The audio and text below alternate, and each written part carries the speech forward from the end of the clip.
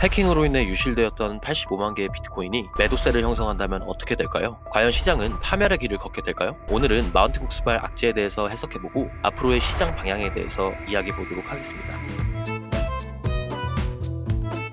안녕하세요, 코생 장그레입니다. 크립토 시장의 오랜 난제죠. 마운트 곡스 채권자 상환이 드디어 이달 초부터 비트코인과 비트코인 캐시로 진행된다고 합니다. 일부에선 마운트 곡스에서 나온 채권자의 비트코인 물량으로 인해 코인 시장이 하락세로 바뀔 거라는 이야기가 나오고 있는데요. 아무리 하락장인 척을 해봐도 대상승장을 맞이할 수밖에 없는 우리의 운명, 지금부터 알아보도록 하겠습니다. 이야기에 앞서 현재 시장 상황을 좀 체크해보도록 하겠습니다. 6월 내내 지독하게 저점을 낮추면서 하락 횡보를 이어가던 중에 다행히도 60K 선을 지켜내주면서 반등에 성공한 모습입니다. 현재는 62, 3K 구간을 들락날락하고 있는데요. 최근 저점을 계속 낮추면서 이렇게 하락 추세를 보여서 지치신 분들 많이 있으실 겁니다. 하지만 현재 상황은 주가의 움직임이 반복적인 패턴을 보이면서 하락 추세에 접어들었다는 다우 이론을 보기 좋게 깨주었다고 생각합니다. 낮아지던 최종 저점을 돌파했기 때문인데요. 여기서 리테스트를 얼마나 잘해줄지가 단기적인 관건이겠습니다. 이렇게 단기 상승으로 인해 비트코인 월간 수익률은 7월을 기분 좋게 상승으로 시작할 수 있게 되었습니다. 하지만 완전한 추세 전환이라고 보기는 좀 어려운데요. 우리에게는 언젠가 해결해야 될 문제가 남아있죠. 바로 초반에 말씀드린 마운트 곡스입니다.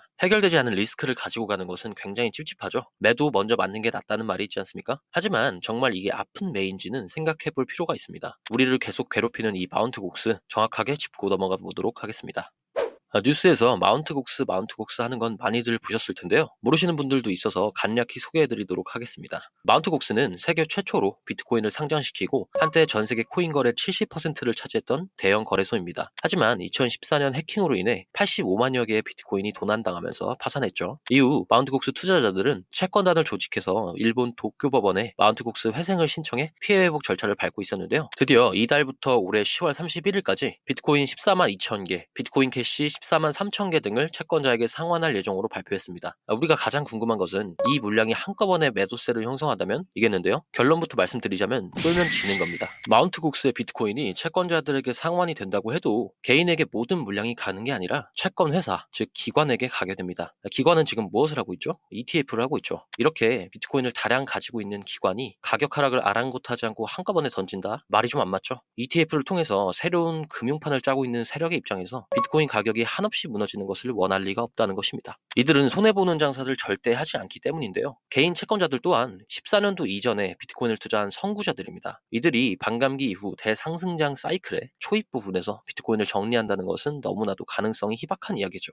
또한 가상자산 업체 겸 자산운용사 갤럭시의 리서치 총괄인 알렉스 손에 따르면 마운트 곡스가 복구한 14만여 개의 비트코인 중 개인 채권자들이 직접 받아가는 코인의 개수는 6만 5천 개로 언론에서 발표하는 14만여 개와는 상당한 차이가 있다고도 합니다. 시장에 대한 매도 압력이 과장되어 있다는 것이죠. 알렉스는 시장의 매도 압력이 우리의 예상보다 훨씬 덜할 것으로 예상하고 있습니다. 물론 파산 당시의 평단가가 워낙 낮기 때문에 일부의 차익 실현 매물이 나올 수는 있습니다. 하지만 충분히 소화가 가능하다고 생각하는데요. 크립토컨트의 주기영 대표의 SNS에 따르면 하루에도 크게 5만 개의 비트코인 물량이 사고 팔아진다고 합니다. 현재 비트코인 거래량에 비하면 마운트 곡스발 매도 물량은 위협적인 요소가 아니라는 것이죠. 현재 시장이 침체기이다 보니까 작은 충격에도 시장이 쉽게 공포감에 질리는 것 같습니다. 그것이 세력의 의도이기도 하고요. 그러나 이것이 하락장의 시작이라고 선동하는 주장은 근거가 턱없이 부족하다는 것으로 결론을 지을 수 있겠네요. 그렇다면 비트코인은 대상승을 앞두고 있을까요? 최근 엔비디아 때문에 미국 주식에 대한 뉴스를 많이 보셨을 텐데요. 이건 뉴욕 증시의 강세장을 이끈 7개 기술 종목의 ETF 차트입니다. 엔비디아를 앞세워서 올타임 하이를 찍고 있죠. 갑자기 이걸 왜 보여주느냐? 미국의 빅테크 기업으로 많은 돈들이 빨려 들어가고 있다는 것입니다. 이 엄청난 유동성을 크립토 시장으로 이끄는 트리거가 있어야 대상승장이 시작될 텐데요. 제가 초반에 말씀드렸죠. 비트코인은 대상승장을 앞두고 있다고. 지금부터 그 트리거에 대해서 알아보도록 하겠습니다.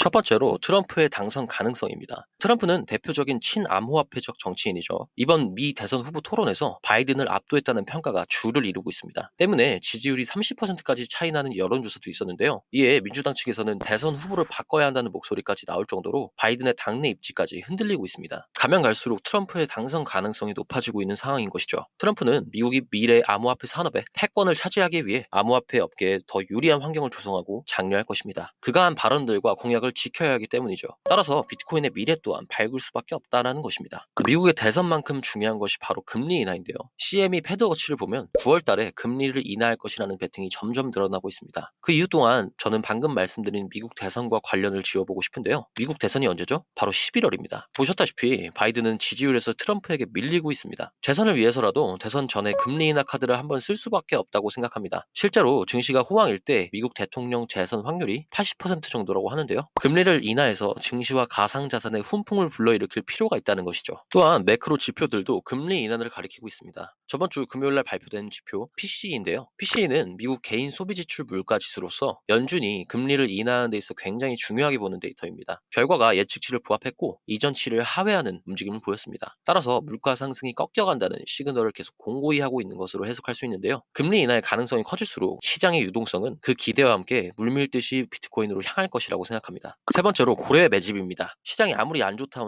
해도 고래들은 계속 매집을 하고 있습니다. 역사적으로 고래의 판단은 개미의 판단보다 훨씬 현명하고 스마트한 결과를 보여주었죠. 그 선두에 있는 블랙록은 산하 펀드를 통해 180억 달러 규모의 비트코인 현물 ETF를 매수했다는 소식이 전해져 왔는데요. 이는 한화로 무려 25조에 육박하는 규모입니다. 네 번째로 저점의 구간인데요. 쉽게 말해 지금의 시장이 굉장히 저평가되어 있다 라고 생각한다는 것입니다. 이건 역사적 과매도 구간을 나타내는 차트인데요. 현재 RSI를 보았을 때 100 중에 20이라는 수치인 것을 볼 수 있습니다. 비트코인 가격이 25,000불일 때의 RSI와 비슷하죠. 이것이 바닥의 구간이라는 것은 앞으로 대상승장이 연출되기에 최적의 환경이라는 것이죠. 추가적으로 탐욕지수, 공포지수를 보면 19년도와 20년도, 23년도에 각각 40 이하인 공포의 상황일 때부터 상승이 나타난 것을 확인할 수 있습니다. 그 말은 시장이 하락할 것이라는 심리가 팽배할 때 비로소 상승장이 시작된다는 이야기와 같은 말이겠죠. 공포지수가 현재 30으로 역대급 저점에 자리 잡은 것을 확인할 수 있는데요. 워렌 버핏의 말이 기억나네요. 다른 사람들이 탐욕스러울 때 두려워하고 두려워할 때 탐욕스러워하라. 이 말이 역사적으로 증명된다는 사실 잊으시면 안 되겠습니다. 다섯 번째로 국내 투자대회의 개최입니다. 아까 미국 기술주에 쏠린 유동성이 크립토 시장으로 넘어올 트리거가 필요하다고 말씀드렸는데요. 업비트와 빗썸에서 이번에 투자대회를 개최한다고 합니다. 비슷한 시기에 이런 대형 거래소들이 동시에 대회를 개최한다는 것은 무시할 수가 없죠. 특히 한국은 알트코인 시장에서 알아주는 큰손입니다. 작년 8월에 빗썸에서 10종목에 대해서 수수료 무료 이벤트를 한 적이 있습니다. 그것이 트리거가 되어서 알트의 불장이 시작된 경우가 있을 정도로 그 영향력이 크다는 것이 입증되었죠. 벌써 10만 명 이상이 대회에 등록을 했다고 하는데요. 시기적으로 보았을 때 말씀드린 상승의 근거들과 맞물려서 유동성의 트리거가 될 소지가 다분하다고 생각이 됩니다. 따라서 대회가 시작되면 시장의 추이를 신경 써서 지켜볼 필요가 있겠네요.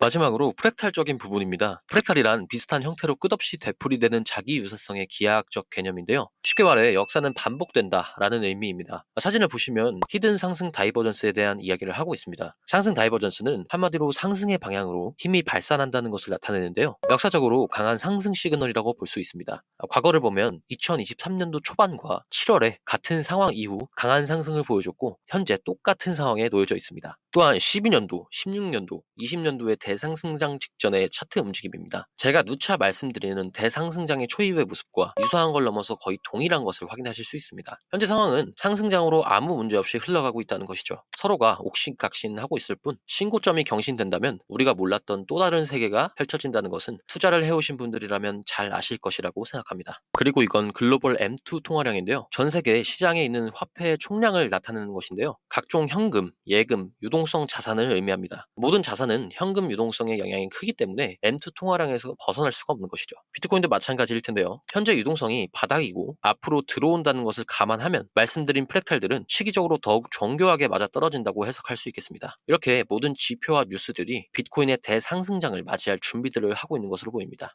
언제가 그 상승의 시작이냐라고 묻는 분들 많으실 겁니다. 결론부터 말씀드리자면 저는 72K 선을 깨는 순간이 시작이라고 생각합니다. 72K는 지금까지 5번 정도 저항을 맞은 중요한 라인입니다. 저 부근의 매물을 그동안 소화해 주었지만 뚫는 데는 실패한 것이죠. 하지만 제 아무리 센 저항이라 해도 계속 두드리면 뚫릴 수밖에 없습니다. 특히 5번째 시도에는 보통 뚫리기 마련이죠. 그 시기는 개인적으로 이더리움 ETF의 승인과 금리 인하가 진행되고 9월경에 본격적으로 시작될 것이라고 생각합니다. 지금까지 마운트 곡스라는 악재와 결국 시장이 상승할 수밖에 없는 이유에 대해서 알아보았는데요. 정리해보자면 마운트 곡스발 매도 이슈는 걱정할 수준이 아니다. 상승의 근거로는 트럼프의 당선 가능성, 금리 인하의 기대감, 고래의 매집, 시장 저점의 구간, 투자 대외로 인한 투심의 상승, 역사적 프랙탈의 관점이 되겠고요. 결론적으로 72K 선을 뚫어내어서 상승장의 서막을 알릴 것이다 라고 정리할 수 있겠습니다. 압구정 현대아파트가 2000년도에는 2억이었다는 사실을 아시나요? 최근 실거래가는 50억 정도 하는데요. 지금은 비트코인이 개인이 살 수 있는 영역이죠. 아직까지 사고 싶으면 살 수 있습니다. 하지만 제 생각에는 비트코인도 나중에는 압구정 현대아파트처럼 아무나 살 수 없는 것이 될 거라고 생각합니다. 2억일 당시에 압구정 현대아파트가 이렇게 될지는 아무도 몰랐겠죠. 비트코인도 마찬가지입니다. 희소성이 있는 자산이니까요. 비트코인도 아직까지는 초반이라는 거 다들 잊지 않으셨으면 좋겠습니다. 보시는 바와 같이 비트코인의 가격은 가까이서 보면 혼돈 그 자체이지만 멀리서 보면 아름다운 우상향입니다. 우리 코생 구독자분들의 현명한 투자를 위해 저는 오늘도 내일도 연구하고 공유하도록 하겠습니다. 지금까지 영상 시청해주셔서 감사합니다.